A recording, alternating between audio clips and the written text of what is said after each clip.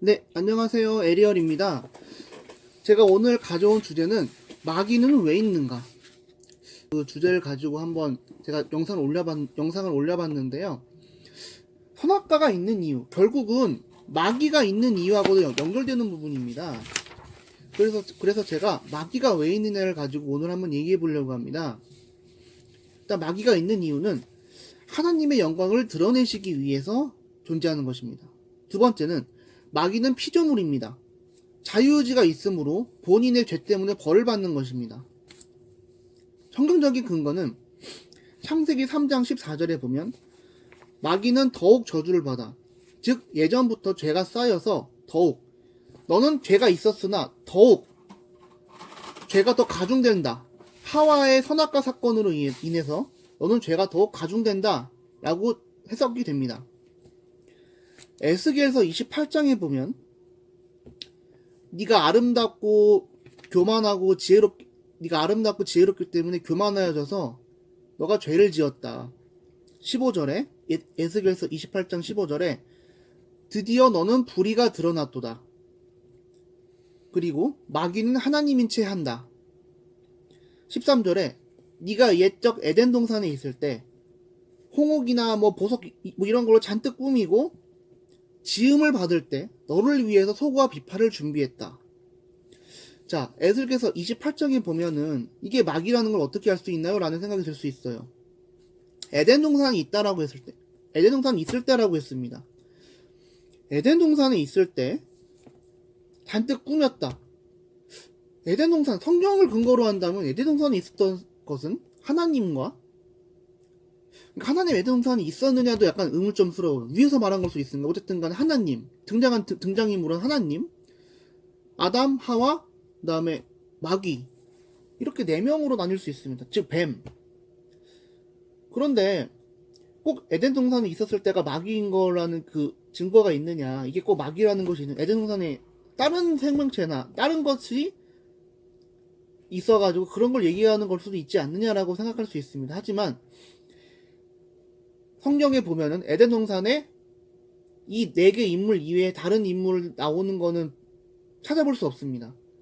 가브리엘을 보냈다든지가, 전쟁 천사장인 미카엘을 보냈다든가, 다른 천사가 하나님의 복음을 전했다든가 라는 말은 없습니다.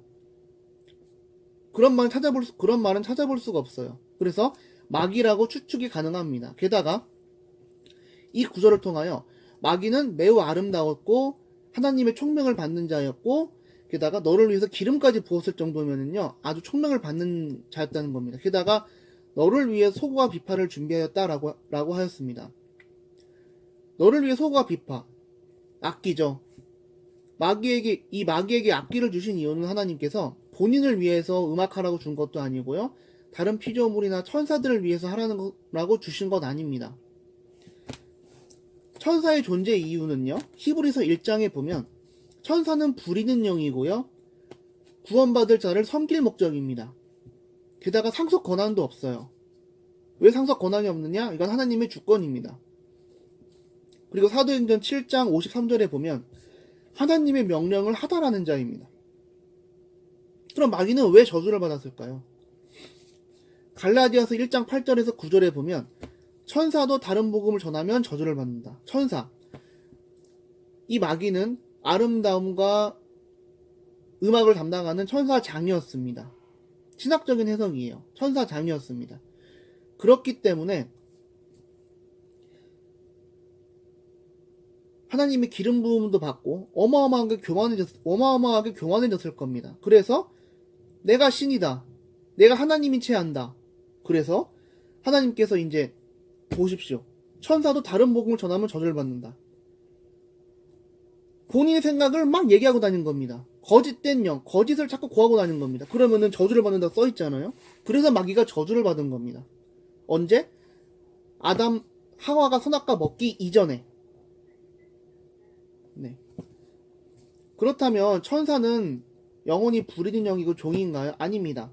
천사들을 존중한다고 알 수 있는 구절은요, 디모데전서 3장 16절하고 5장 21절입니다. 여기를 보시면 천사들에게 보이시고 천사들의 앞에서 엄히 명령하시고, 제가 이 구절들을 왜 말씀하느냐, 하나님은요 마귀를 없애시지 않는 이유가 우리를 존중하시기 위해서입니다. 우리를 존중해 주시기 때문이에요. 마귀를 만약에 맘대로 없애버린다고 하면은요, 하나님이 세우신 질서를 맘대로 없애시는 신을 우리가 신뢰할 수 있나요? 그럼 언제 어떻게 예수님은 아예 없었던 사람인 것처럼 언제 어떻게 천국이 없어질지 우리가 어떻게 보증을 할 수 있나요? 맘대로 질서를 깨버리시던데 그러신 분이 아닙니다. 오해하시면 안 됩니다. 그렇다면 이 마귀는 하나님의 명령을 하달받아가지고 죄를 지은 것이 아니냐라고 또 추측할 수 있어요. 하나님이 악을 하라고 했으니까 마귀가 가서 했는데 그걸로 인해서 죄를 지은 걸 수도 있잖아요. 아닙니다. 마귀는 자유의지가 있습니다. 그걸 어떻게 할 수 있냐면요, 죄송합니다. 유다서 1장 9절에 보면 모세의 시체를 두고 미카엘과 마귀가 서로 싸웁니다. 그래서 미카엘이 말하기를, 감히 내가 너를 회방하는 판결문을 쓰지를 않고 하나님이 너를 벌하시기를 원하노라, 소망하노라, 원하노라. 뭔가를 원하고 그다음에 뭔가를 판결문을 쓰고 감히 판결문을 쓰지는 못하고 라는 뜻은 뭡니까? 내가 쓸 수는 있지만 하나님이 그렇게 하라고 하지 않았으므로 하나님이 너를 벌하시기를 원한다라고 말했습니다. 이건 자유의지가 없는 피조물들에게는 나올 수가 없는 발상이죠. 그리고 베드로후서 2장 4절, 2장 11절, 유다서 1장 6절에 보면 천사들이 자유의지가 있다는 것을 명확하게 알 수 있는 구절들입니다. 그리고 게다가 욥기서 1장에서 마귀가 하나님께 다가가가지고 욥이 부자이고 하나님께서 잘 되게 해주시고 복 많이 주시니까, 돈 많이 주시니까 하나님 믿는 거 아닙니까? 그거 다 없애보세요. 하나님 믿겠습니까? 이런 식으로 얘기를 합니다. 그러자 하나님께서, 그래 그러면은 한번 네가 원하는 대로 해봐라. 너에게 맡긴다. 너에게 맡긴다라고 되어 있습니다. 마귀를 존중해 주시는 거예요. 네가 그런 생각을 네가 선택을 했으니 내가 너에게 맡긴다. 그럼 또 드는 의문점이, 그럼 욥의 처자식들은 왜 이런 것 때문에 죽어야 되나요? 라고 의문점을 들 수가 있습니다. 저는 이에 대한 질문은요, 다음 영상에서 찍도록 하겠습니다.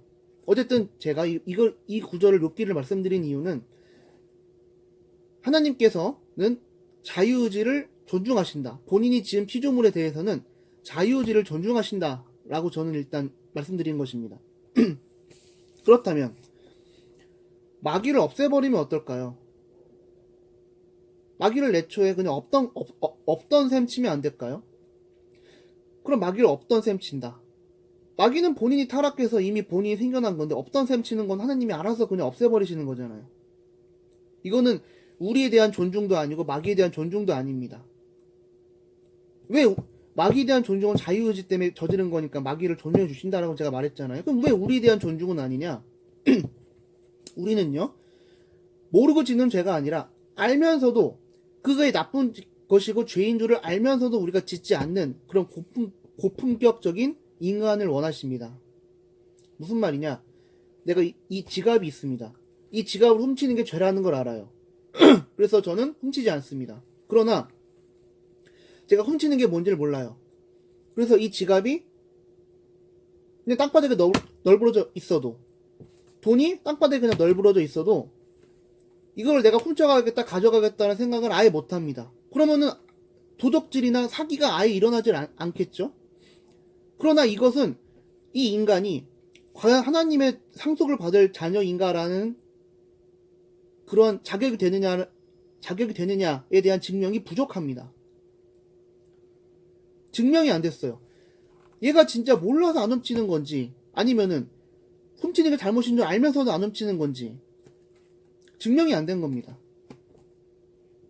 그렇기 때문에 우리는 마귀를 통하여 우리의 죄가 뭔지를 깨닫게 하시고, 마귀를 통하여 우리가 모르고 짓는 죄가 아닌 알고 짓는 죄를 우리가 하지 않음으로써 그 밖에 다른 세상 사람들이 보기에 저런 사람이 정말 기독교인이구나, 하나님을 섬기는 사람이라면 정말 저렇게 행동해야겠구나 라는 걸 통해서 하나님의 영광을 드러내시기 위해서입니다. 게다가 플러스 저희도 구원받고 다른 사람도 전도 효과도 있고요. 다 연결고리입니다. 그렇다면 마귀를 없애지 않고 우리와는 상관없이 그러면 마귀만 알아서 벌 주시고 그냥 우리만 알아서 그냥 우리는 우리대로 살고 마귀는 마귀대로 벌 주시면 되는 거 아니에요? 우리를 아예 그냥 신경 안 쓰시게 하시고 이렇게 생각할 수도 있어요. 그러나 아담이 선악과를 먹었습니다. 그렇기 때문에 생명나무도 먹을 수 있는 가능성이 생겼어요. 즉 무슨 말이냐? 죄를 지었어요. 죄를 지었기 때문에 다른 어떤 죄도 지을 가능성이 있습니다. 증명이 깨져버렸어요.